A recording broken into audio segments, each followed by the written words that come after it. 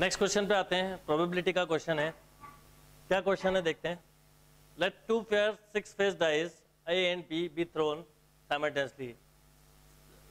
2 pair 6 face dice मतलब दो आपके पास डाइज हैं, पेयर डाइज हैं। A and B इसको थ्रो कर रहे हैं साइमल्टेनियसली। गिवन है if E is the event that die A show up 4। Even क्या इवेंट है कि डाई शो कर रहा है 4 कर रहा है, मतलब ये इवन है और ये कितना शो कर रहा है 4, तो 4 के लिए 1/6। फिर पढ़ते हैं E2 is the event that B show up 2। E2 show कर रहा है 2, देन इसके लिए भी 1/6 ही होगा। And E3 is the event that the sum of number on both dice is odd. अब दोनों डाइज का सम इवन होता है या ऑड होता है, तो ये 50-50% हो गया, तो इसका मतलब E3 हो गया 1/2। ये E1 E2 E3 आ गए। Then which of the following statement not true. ये बहुत इंपॉर्टेंट वर्ड है। अक्सर नॉट ट्रू में हम ट्रू ढूंढ लेते हैं और हमारा आंसर गलत हो जाता है। तो बताना है कौन सा स्टेटमेंट रॉन्ग है, हम गलती से राइट ना ढूंढ लें। नॉट ट्रू, इसलिए पेपर में इसको बोल्ड भी किया गया है। अब देखिए, देख के समझ में आ रहा है कि फर्स्ट स्टेटमेंट ही है जो कि रॉन्ग हो सकता है। बाकी आप लॉजिक से करना चाहें, मैं बोलूं E1 इंटरसेक्शन E2 क्या होगा, आप बोलेंगे E1 इंटरसेक्शन E2 करेंगे तो दोनों तरफ से देखें, दोनों को अगर हम कॉमन बात करें तो पहली डाई शो कर रही है कितना 4 और दूसरा 2, तो दोनों के चांस 1/6 यानी 1/36। और अगर हम E1 इंटू E2 करें, दिस इज ऑल्सो 1/36। ऐसे ही अगर हम E2 E1 E2 हो गया, E1 E2 E3 की बात करें, E2 E3 की बात करें तो एक पर 2 और एक पर ऑड, तो 2 आए उसके लिए 1/6, ऑड आए इसके लिए 3/6, मतलब 1/2, दिस इज 1/12। अगर आप इंडिविजुअल मल्टीप्लाई करते तो भी 1/12 ही आता, राइट। इसके अलावा E2 E3 के अलावा E1 E2 हो गया, E1 E3 भी देख लें। E1 और E3 करेंगे तो ये अगेन वही सेम बात हुई कि क्या है 4, एक पर 4 और एक पर ऑड, यानी then 1/6 1/2, then this is also 1/12। और इसको इंडिविजुअल करते तो ये इक्वल टू होता E1 इंटरसेक्शन वो इंटू E3, यानी ये तीनों स्टेटमेंट करेक्ट हैं। तो ये आंसर नहीं होंगे, तो आंसर ए हुआ। और अगर हम लॉजिकली इन तीनों का कंबाइंड निकालें तो ये पॉसिबल नहीं है, ये इक्वल टू 0 होगा। तो नॉट ट्रू पूछा है तो answer A is correct answer. Note down. Next question पे आते हैं। ऑलमोस्ट पेपर कंप्लीट होने वाला है, बस के बाद एक क्वेश्चन और बचा है। और आपने एक चीज़ नोटिस की होगी अच्छे से कि कोई भी क्वेश्चन टफ नहीं था, बहुत लेंथी नहीं था। अगर कंसेप्ट क्लियर है तो कम टाइम लगता, कंसेप्ट क्लियर नहीं थे तो हो सकता आप स्टेप ज़्यादा ले सकते थे। यस, अगर कंसेप्ट क्लियर नहीं है तो ऑब्वियसली आपको टाइम लग सकता था, बट यदि आपने 11th-12th की प्रिपरेशन अच्छे से की है तो ये पेपर इजीली बन सकता था। जो लोग 10th में 11th में या 12th में हैं और नेक्स्ट ईयर या उसके नेक्स्ट ईयर एग्जाम IIT का देने वाले हैं, तो मैं उनको एक ही सजेशन दूंगा कि 11th-12th पे बहुत अच्छे से फोकस करें, अच्छे से बुक सॉल्व करें। IIT मेंस में तो आप बेस्ट स्कोर कर लेंगे। एडवांस के लिए ऑब्वियसली आपको लेवल बढ़ाना होगा, पर जब तक हम मेंस ही क्लियर नहीं करेंगे, जब तक हमारा बेसिक क्लियर नहीं होगा, हम एडवांस कैसे प्रिपरेशन कर सकते हैं। चलिए एक क्वेश्चन देखते हैं सर्कल का। If one of the diameter of the circle given by the equation x² + y² - 4x + 6y - 12 = 0 is a chord of a circle S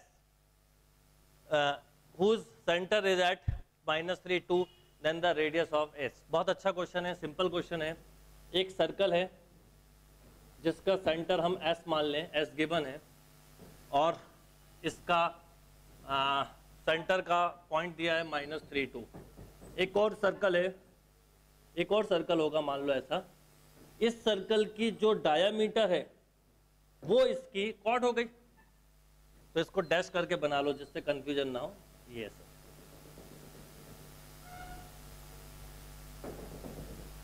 इस सर्कल की जो डायामीटर थी वो इसकी इस नीचे वाले S वाले सर्कल की कॉर्ड हो गई। तो इसका मतलब ये हुआ कि इस सर्कल का सेंटर कितना है, इस सर्कल का सेंटर है 2 - 3। और अगर मैं बात करूं कि नीचे वाले सर्कल का रेडियस कितना है, क्योंकि ये रेडियस होगा इसका, क्योंकि पूरी कॉर्ड है, तो ये रेडियस कितना है, तो सेंटर इस सर्कल का हुआ 2, -3, रेडियस हुआ 4 + 9 + 12 मतलब 5, इसका रेडियस 5। इस पॉइंट से इस पॉइंट का डिस्टेंस निकाल सकते हैं हम, तो हमें इसका रेडियस मिल जाएगा। तो ये डिस्टेंस कितना आएगा, S और सेंटर C1 के बीच का डिस्टेंस निकालें हम, तो 25 + 25 मीन्स 5√2। पाइथागोरस थ्योरम लगाएं तो 5 का स्क्वायर 25 + 50 मतलब 75 मीन्स 5√3। 5√3, तो आंसर क्या हुआ, 5√3। जरा भी ध्यान नहीं दोगे तो गलती से 5√2 लगा सकते हो, पर ध्यान रखना 5√2 नहीं होगा, क्योंकि वो इसके सेंटर से कॉट पर डाला गया परपेंडिकुलर डिस्टेंस हुआ, राइट। ये रेडियस हमें पता था तो हमने इजीली निकाल लिया। देखिए अगर आप डायग्राम ही बना लें तो ये क्वेश्चन सॉल्व होता है, नोट करिए। यस, नेक्स्ट क्वेश्चन पे आते हैं। लिमिट का क्वेश्चन है और देखिए क्या क्वेश्चन है। Limit n tends to infinity, summation series पे बेस्ड है, n+1 n+2 n+3 up to 3n। इसका मतलब ये 3n होने से हमें एक चीज समझ में आती है कि ऐसा होगा n+1 n+2 up to n+2n upon, नीचे भी n की पावर 2n है, यानी n into n up to 2n times, इसलिए n की पावर 2n है, राइट, और होल पावर 1/n। एक फॉर्मूला मैंने आपको प्रीवियस ईयर के जो मेंस के क्वेश्चन थे उस समय बताया था, और देखो बिल्कुल वैसे ही क्वेश्चन है।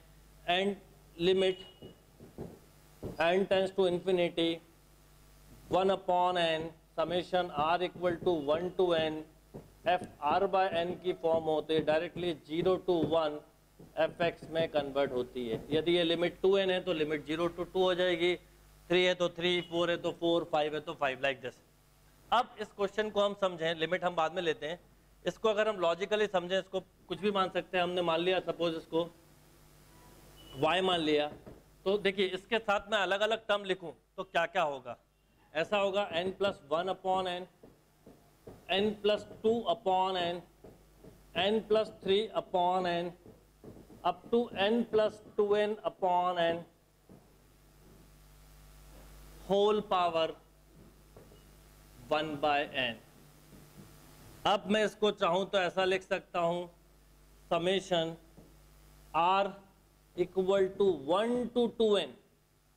ध्यान दीजिएगा, समेशन r = 1 to 2n, इसको अगर अलग अलग डिवाइड करूं तो 1 + 1/n, 1 + 2/n, 1 + 3/n ऐसा चलेगा, तो 1 + कितना r/n होल पावर 1/n। अब कैसे पता चलेगा, आपने 1 रखा 1/n मिला, 2 रखा 2/n रखा, लास्ट में 2n रखा तो 2n/n मिला, राइट। अब सिंपल ये उस फॉर्म जैसा बनाने के लिए हमें करना ये होगा कि लॉग ले लें, तो log y अगर मैंने लिया और लिमिट साथ में चल रही थी, याद रखिएगा लिमिट, क्योंकि हम मेरी आदत है स्टेप बचाने की इसलिए नहीं लिखा हुआ है, तो ये हो गया log लिया तो 1/n log ऑफ 1 + r/n की whole power 1/n with sigma notation. यहाँ पर हम 1/n sigma notation r = 1 to 2n। अब आप देखिए पावर क्या हुई, सॉरी पावर मल्टीप्लाई में आ गई, log m/n = n log m। क्या होगा इसका एडवांटेज, अब 1/n log 1 + r/n की फॉर्म आ गई, 1 to 2n है, तो याद रखना यहाँ पर ये कन्वर्ट होगा 0, यहीं नीचे लिख लेते हैं फिर वहाँ इंटीग्रल करेंगे, ये कन्वर्ट होगा 0 to 2, याद रखिए log y बाद में एंटी लॉग लेंगे, 0 to 2 log 1 + x dx। अब यहाँ पर इसको बाय पार्ट से करना होगा, क्योंकि log 1 + x का डायरेक्ट इंटीग्रल नहीं पता होता, तो क्या होगा देखिए, x log 1 + x माइनस 1 का डिफ्रेंशिएशन करोगे आप तो x/1 + x dx 0 to 2। आप ओवरऑल इंटीग्रल करके भी लिमिट ले सकते हैं। अब इसको मैं अगर लिखूं तो ये होगा x log 1 + x +1 कर दो -1 कर दो, +1 किया तो x + 1/x + 1, तो 1 का इंटीग्रल x और -1 क्या, तो minus log 1 plus x, 0 to 2। सबसे पहले 2 रखिए, आपने 2 ये log y चल रहा है, सबसे पहले 2 रखा तो 2 log 3, यहाँ पे -2 माइनस log 3। अब 0 रखिए, 0 रखा तो ये 0, यहाँ पर 0 रखा तो log 1 0, तो हमारे पास रिजल्ट आया log 3 -2 and this is log y। अब इसका एंटी लॉग लेंगे, तो एंटी लॉग लेंगे तो क्या होगा, देखिए एंटी लॉग लेंगे तो y equal to e power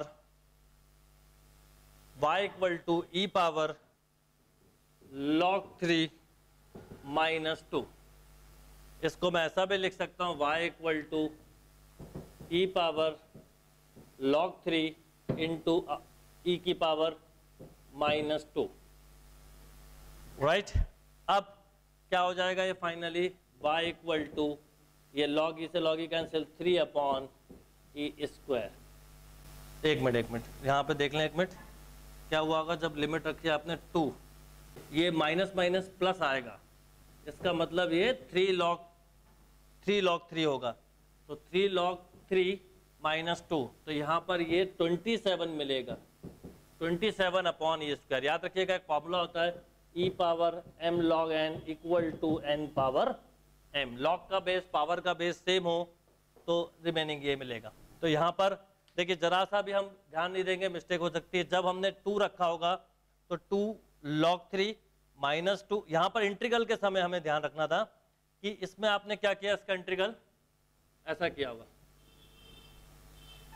x + 1 -1 upon x + 1, तो x + 1 के साथ कैंसिल, और ये माइनस था और एक माइनस पहले से था इसलिए ये प्लस हो गया, तो 2 log 3 प्लस log 3, तो 3 log 3 -2, तो final answer is 27 upon e square. चलिए नेक्स्ट क्वेश्चन पे आते हैं। क्या है question, the sum of all real values of x satisfying the equation x² - 5x + 5 whole power x² + 4x - 60 equal to 1। बिल्कुल simple सा लॉजिक है, अगर 1 की पावर कोई भी इंटीजर नंबर हो, बस कोई भी इंटीजर नंबर हो, क्या मिलेगा, 1 पावर n 1, -1 की पावर जरूर 2n होना चाहिए इवन, अदरवाइज 1 नहीं मिलेगा, एंड किसी भी नंबर की पावर 0 हो तो क्या मिलेगा, रिजल्ट 1। यानी आपके लिए एक इंपॉर्टेंट चीज है कि या तो ये +1 हो या ये -1 हो। बस +1 के केस में पावर कोई भी चलेगी, बट -1 के केस में पावर इवन होना नेसेसरी है, अदरवाइज ऑड पावर हुई तो वो -1 ही रिजल्ट दे देगा, हमें इक्वल टू 1 चाहिए। इसका मतलब ये हुआ कि आपको x² - 5x + 5 को या तो 1 के इक्वल लेना है, और x² - 5x + 5 को -1 के इक्वल। मान लीजिए 1 की बात करें तो इसके फैक्टर हो गए -4 -1, तो x इक्वल टू 1 4।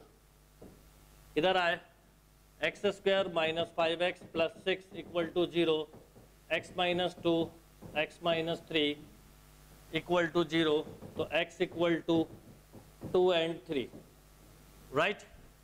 अब देखिए ये 1 रखा, अगर मैं यहाँ 1 रखूंगा प्लस में तो कोई प्रॉब्लम ही नहीं है, पर -1 के साथ कहाँ दिक्कत आएगी, 2 रखेंगे कोई दिक्कत नहीं, यहाँ तो -1 मिला, यहाँ 2 रखा, पावर क्या हुई, इवन हुई, इवन पावर हुई, चाहे नेगेटिव हो चाहे पॉजिटिव, उसकी कोई दिक्कत नहीं है।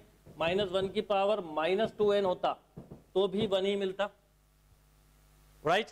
तो इसका मतलब अगर मैं 3 रख दूं तो क्या होगा, देखिए 3 रखने पे क्या होगा, -1 की पावर 3 रखा तो 9 + 12 -60, यानी ये 21 हुआ, ये -60 हुआ, तो -1 की पावर -39, ये रिजल्ट -1 दे देगा, इसलिए हम -3 को कंसिडर नहीं करेंगे।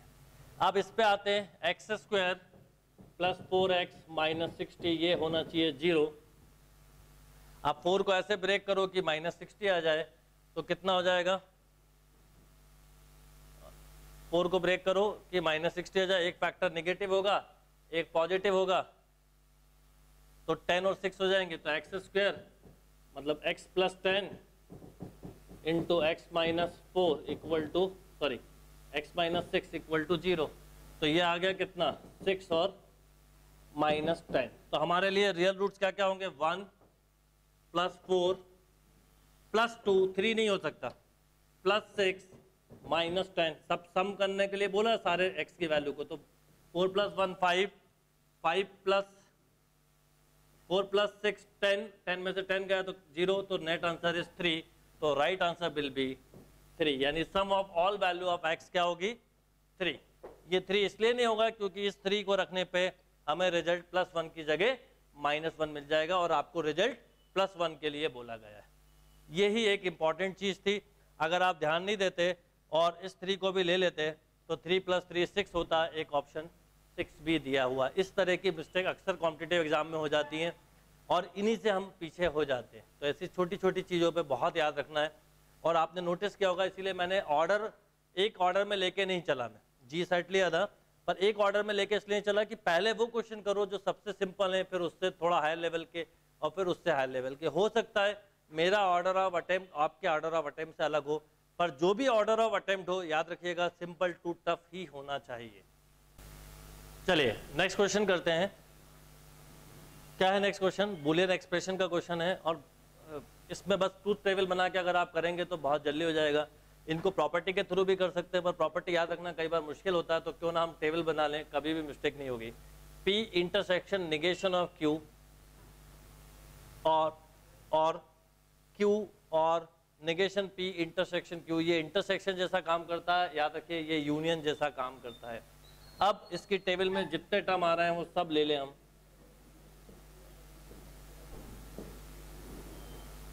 P Q negation P negation Q, फिर P intersection negation Q।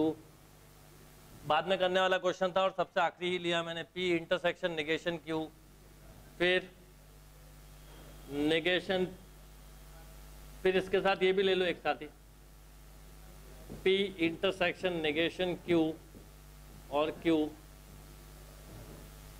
Right. फिर पहले ये निकाल लो negation Q and last is this one P intersection negation Q और Q और नेगेशन P इंटरसेक्शन Q। और ये प्लेस हम ऑप्शन के लिए छोड़ देते हैं क्योंकि हमें ऑप्शन को चेक करना होगा, राइट।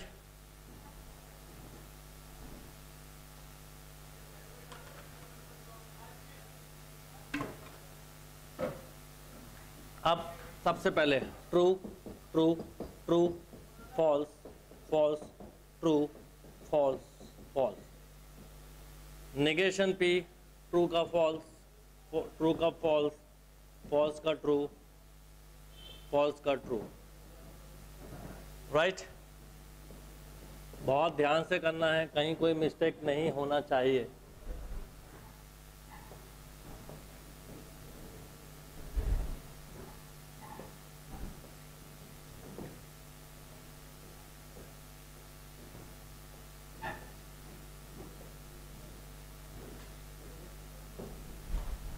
यस अब negation Q false true false true. अब आप समझिए दो दिखने में अलग से, P को हाथ लगाइए और नेगेशन Q को। एंड में हमेशा याद रखिए जब दोनों ट्रू होंगे तो ही ट्रू होंगे। तो true false false true true true false false false false true false. अब ये पूरा एक बन गया, ये पूरा एक बन गया और इसके साथ यूनियन ऑफ Q लेना है। यूनियन में कोई एक भी ट्रू हो तो ट्रू हो जाएगा। तो true false true false true true true false true false false false.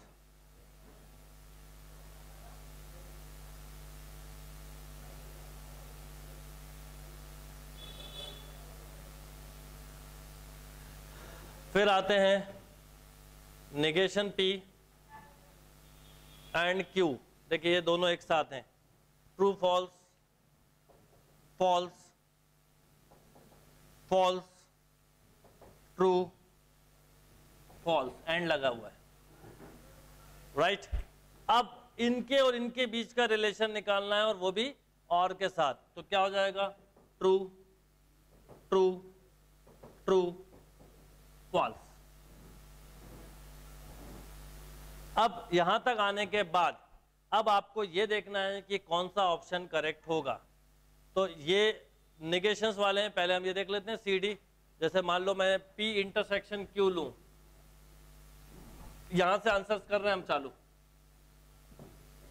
मान लो पी इंटरसेक्शन क्यू लूं तो true true true true false false, यहीं खत्म। क्यों? क्योंकि ये मैच करना चाहिए था। सी इधर आ जाए, पी इंटरसेक्शन क्यू पे, तो P intersection Q,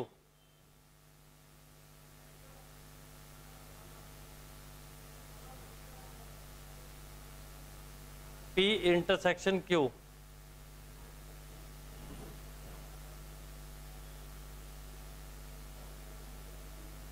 sorry D option में एंड नहीं है, और है, और है, और एंड से बहुत फर्क पड़ जाता है।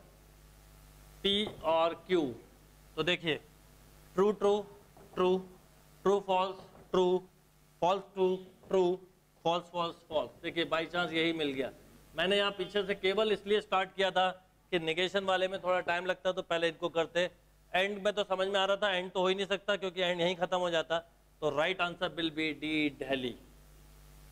पेपर टफ नहीं था, बहुत लेंथी भी नहीं था, डिपेंड करता आपके कंसेप्ट कितने क्लियर हैं। और जिस तरह से अभी हमने आईआईटी मेंस का पेपर डिस्कस किया है उसी तरह से हम एडवांस का भी करेंगे, पर पहले हम आईआईटी एडवांस के जो प्रीवियस ईयर के पेपर्स हैं वो डिस्कस करेंगे। उससे आप जो आने वाला आईआईटी एडवांस है, अगर आप इस साल अपेयर हो रहे हैं तो आपको बहुत हेल्प मिलेगी। और जो आप में से जो भी कोई 11th या 12th में है वो नेक्स्ट ईयर जब ये एग्ज़ाम देगा तो उसको एडवांस मेंस की प्रिपरेशन में इन सब टॉपिक्स की बहुत हेल्प मिलेगी। प्रीवियस ईयर के क्वेश्चंस को बहुत अच्छे से सॉल्व करने का बहुत फ़ायदा होता है। अगर आप मेंस पे ध्यान दें तो प्रीवियस ईयर का बहुत बड़ा पार्ट था, सिमिलर क्वेश्चन थे, सेम नहीं थे, उसी तरह के क्वेश्चन थे, जिससे कि अगर आपने प्रीवियस ईयर के पेपर सॉल्व किए होते तो ये क्वेश्चंस भी आपको इजीली बन जाते। चलिए